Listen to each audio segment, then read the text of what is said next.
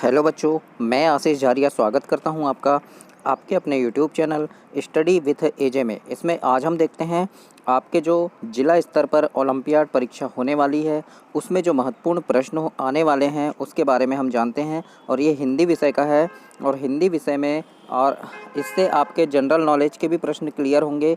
तो इस वीडियो को आप ज़रूर देखना। जिला स्तर पर ओलंपियाड परीक्षा होने वाली है। आपने अभी अपने स्कूल में संकुल स्तर पर, ब्लॉक स्तर पर जो पेपर दिए हैं उसमें आप पास हो गए हैं और आपकी 23 और 24 फरवरी को जिला स्तर का पेपर है, तो उसमें भी आप अच्छे से पास हो जाएं। उसके लिए मैं आपके लिए महत्वपूर्ण प्रश्न लेकर आया हूं हिंदी ओलंपियाड के, जिसमें हम जानते हैं कि और बच्चों चैनल को ज़रूर सब्सक्राइब करना ताकि आपको ऐसी ही वीडियो और भी मिले। आने वाली जितनी एग्ज़ाम है सबके वीडियो आपको मिल पाएँ, इसलिए चैनल को सब्सक्राइब करना। सबसे पहला प्रश्न है, महात्मा गांधी के निजी सचिव कौन थे? तो इसमें आपका ए नंबर का ऑप्शन जो होगा महादेव भाई, ये सही होगा। तो इसको याद रखना बच्चों, ऐसे प्रश्न आपको पूछे जाएंगे। अगला प्रश्न देखते हैं, खालिस्तान को गौंड समाज को शिल्पी कहा जाता है, यानी किसको गौंड समाज का शिल्पी कहा जाता है? तो हमने पढ़े हैं बिरसा मुंडा को कहा जाता है, तो इसका सही आंसर बिरसा मुंडा होगा। अगला प्रश्न है, प्रश्न नंबर तीसरा, बौद्ध के प्रचार के लिए किसने अपने पुत्र महेंद्र एवं पुत्री संघमित्रा को श्रीलंका भेजा? तो इसका आंसर होगा बच्चों अशोक सम्राट। इसी प्रकार से आपको 4 प्रश्न दिए जाएंगे, 4 ऑप्शन दिए जाएंगे एक प्रश्न के, और आपको सही आंसर देना है उन प्रश्नों का। तो उसके लिए आपको OMR शीट मिलेगी। मैंने एक वीडियो भी डाला है कि OMR शीट कैसे भरें, तो उसको भी आप ज़रूर देखें। आइए देखते हैं चौथा प्रश्न है, राधा का मुख कमल के समान सुंदर है, इस वाक्य में उपमेय क्या है? तो उपमेय है बच्चों इसमें राधा का मुख, क्योंकि जिसकी तुलना की जाती है वो होता है उपमेय। तो उपमेय मतलब राधा के मुख की तुलना की है ना। तो इसमें क्या होगा, राधा का मुख, ये सही आंसर होगा। अगला प्रश्न है प्रश्न नंबर 5, सागर विश्वविद्यालय का वर्तमान नाम क्या है? तो इसका सही उत्तर है बच्चों डॉक्टर हरि सिंह गौर विश्वविद्यालय। अगला छठवां प्रश्न है, गीता में कुल कितने श्लोक हैं? तो याद रखना 700 श्लोक हैं गीता में। अगला है, जे पॉल वाइल्ड लाइफ कंजर्वेशन पुरस्कार किसको मिला? तो इसका सही आंसर होगा सलीम अली को मिला। ये बहुत बड़े पक्षी वैज्ञानिक थे, इनको ये पुरस्कार दिया गया। अगला है, इसमें लोकमाता के रूप में याद किया जाता है किसको? तो हमें पता है लोकमाता अहिल्याबाई को बोलते हैं, तो अहिल्याबाई इसका सही उत्तर होगा। अगला प्रश्न है, महेश्वर नगर बसाया था किसने बसाया था? तो मानधाता ने बसाया था, याद रखिएगा। अगला प्रश्न है, चंद्रवर्ष होता है तो कितने दिन का होता है? 354 दिन का होता है चंद्रवर्ष।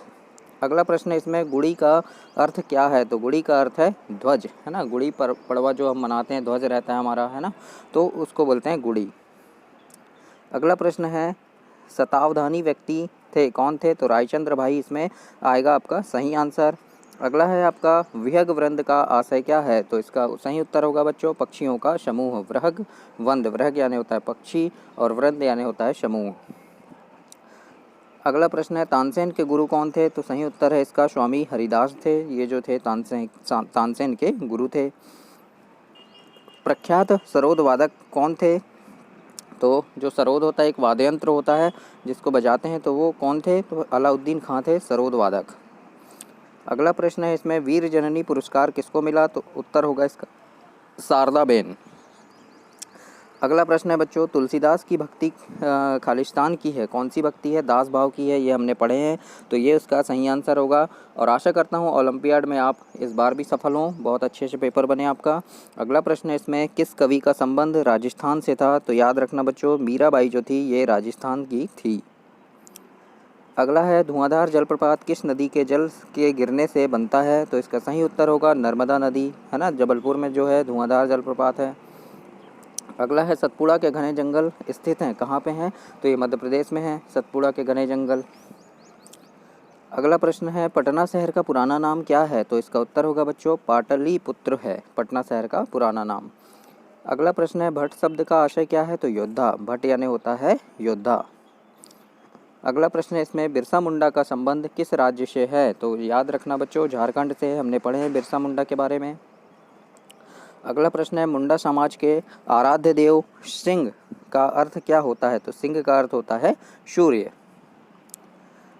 श्री निहाल चंद्र बिश्नोई को भारत सरकार से सम्मानित किया गया था। किससे किया गया था? तो इसका सही उत्तर होगा शौर्य चक्र से, और शौर्य चक्र से इन्हें सम्मानित किया गया था।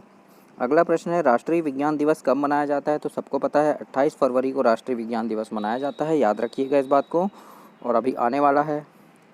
अगला है, राष्ट्रीय खेल दिवस कब मनाया जाता है? तो 29 अगस्त को खेल दिवस मनाया जाता है, जिसमें हमारे स्कूल में खेल कार्यक्रम भी होते हैं।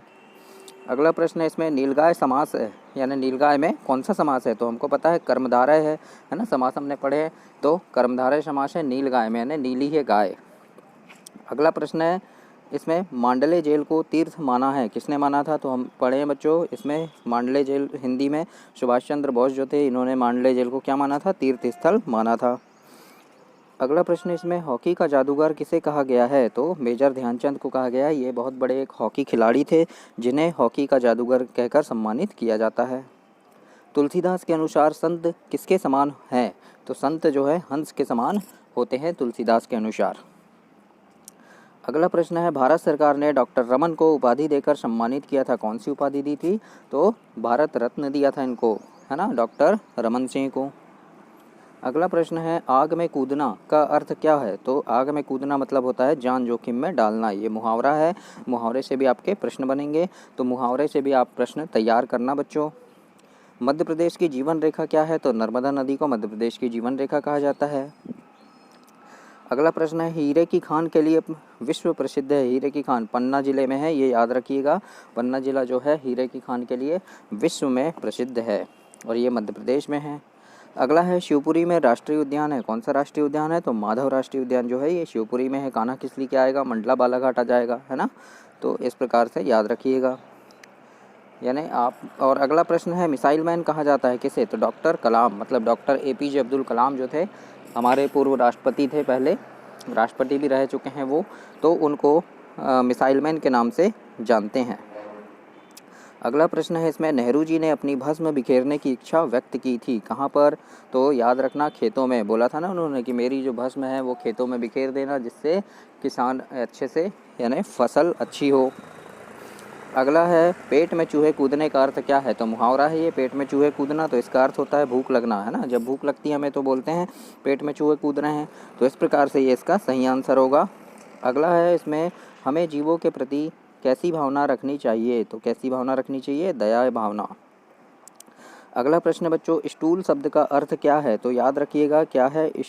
स्टूल मतलब होता है, ये शब्द है कैसा है? विदेशी शब्द है ना, तद्भव भी नहीं है, तत्सम भी नहीं है, विदेशी शब्द है स्टूल। अगला है, प्राचीन सभ्यता का प्रतीक रही है, क्या रही है? गंगा नदी, है ना, गंगा नदी प्राचीन सभ्यता का रही है प्रतीक। अगला प्रश्न देखते हैं, भारत भवन कहाँ स्थित है? तो याद रखना, भारत भवन भोपाल में है। दिल्ली, बहुत सारे लोग दिल्ली आंसर लगा देते हैं, लेकिन दिल्ली नहीं है बच्चों इसका आंसर, याद रखिएगा भारत भवन जो है ये भोपाल में स्थित है। अगला प्रश्न है, 25 दिसंबर को जन्मदिन मनाया जाता है, किसका मनाया जाता है? तो याद रखिएगा ईसा मसीह का जन्मदिन मनाया जाता है 25 दिसंबर को। अगला प्रश्न है, अभिज्ञान शकुंतलम के रचयिता कौन है? तो कालिदास जो हैं ये अभिज्ञान शकुंतलम के रचयिता हैं। अगला प्रश्न है, इसमें रानी अवंतीबाई किस जिले की थी? तो याद रखिएगा सिवनी जिले की रहने वाली थी ये। अगला प्रश्न है, भोजन के बाद किया जाने वाला आसन क्या है? तो वज्रासन है, जो भोजन के बाद किया जाता है, पहले नहीं। अगला प्रश्न है, सूर्य नमस्कार में आसन है, कितने आसन है? कुल 12 आसन है, हम करते हैं ना 12 आसन। 12 जनवरी को किया जाता है सूर्य नमस्कार, सभी के स्कूलों में होता है बच्चों, तो इसमें कुल 12 आसन होते हैं। अगला प्रश्न है बच्चों, श्रीमद् भगवद गीता में अध्यायों की संख्या कितनी है? तो 18 अध्याय हैं, और श्लोक कितने हैं? 700 श्लोक पढ़े थे हमने। अगला प्रश्न है, इसमें बिस्मिल के गुरु का नाम क्या था? तो इनके गुरु का नाम था सोमदेव। अगला प्रश्न देखते हैं, और ये अंतिम प्रश्न है आपका, 50 रुपये के रुपये के नए अंतर्राष्ट्रीय प्रतीक की लिपि क्या है? तो ये देवनागरी लिपि में लिखा गया है, जो रुपये ऐसा बनता है, आर और ऐसा रहता है ना वो रुपये, तो ये क्या है? देवनागरी लिपि वाला है। तो बच्चों ये थे कुल 51 प्रश्न, आपके सामान्य ज्ञान और हिंदी दोनों को मिलाकर है, और दोनों से इसमें प्रश्न बनते हैं। अगली वीडियो लेकर आऊँगा इसके आगे, और आपके 50 प्रश्न रहेंगे, फिर अंग्रेजी के, फिर गणित के, हिंदी के, ये सारी वीडियो प्लेलिस्ट में डली है। चैनल को सब्सक्राइब करें और उन वीडियोज़ को आप ज़रूर देखें। धन्यवाद।